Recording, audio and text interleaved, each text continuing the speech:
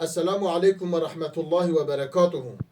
قال لي جهدارا ديسا بمسألة كم حضور وانا إن شاء الله زي مسألة كي ورا بيجم وجه جهدار بن خدي واجي ماجي بدا استفادة كرن.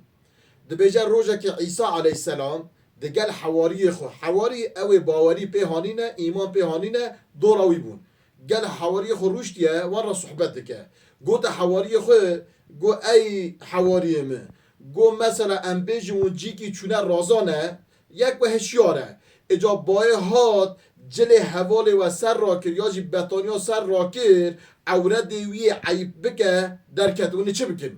اوی اوان حوالی گو ای پیغمبر خودی گولا همه جلی قاپات کن امی بطانی باویج نسر برا عیبیوی در نکونه ارته چون که حوالی میم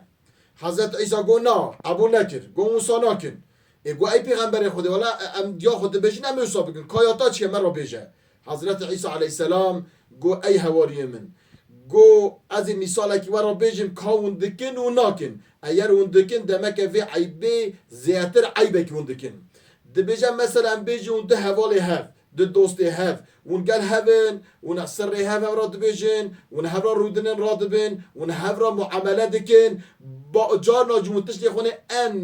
نابیج نکسی و هف را دبیجن دما ام بیجم او حردک هف وقتیان اون حرد هف وقتیان یانجی نابینا و دا عداوت چی بود دشمنی چی بود اون هم بلا بون و ایدی هم را خبر ندا اون هم خیدین ده بیجا اون چی دکن اون رادبین ایدی سر حوال خواه عیب حوال خواه اجا یک به اون دهات نسر اون افشا دکن اون نوا ملتش بلاد کن اما نه اخلاقی ویه نه اخلاق انسانایه ده بیجا بلی وصانه اخلاق انسانایه انسان محادکه آد بیجا کی او اخلاقی هانه او عیبهانه عیبا رابونا عورت دیتنا انسان دها مستره دها گنهتره ایرو بالیده عورت انسان یه انسان پیشم بکه بکفشه و راب غیبت بکه دادی قدر که عیبا حوال هر کسی را بیجه او عیب گوتناوی و عورت ذکرناوی دها مستره طبعا او حواری حضرت زاد من حیری حقیقتا گلی دوستا اف حکایه هانی حکایه که زف حکمته زف تشتکی خوشه زف تشتکی انسان دما تفر بکه حقیقتا ایرو نام انسان دا اخلاق هیا دو حف ارتاغن دو حف حوالی هبن دو حف دوستی هبن زف محبتون هبر هیا دا محبت قتن دا محبت خیدن دا دیر راد من او عیبیوی او عیبیوی دو بیجه ایدو حف عیب دار دکن حف اجان غیبت حف دکن دا دو قودی حف دکن حتی عیبک به ده عیباد نسر تشتکی نباش کرد یانجی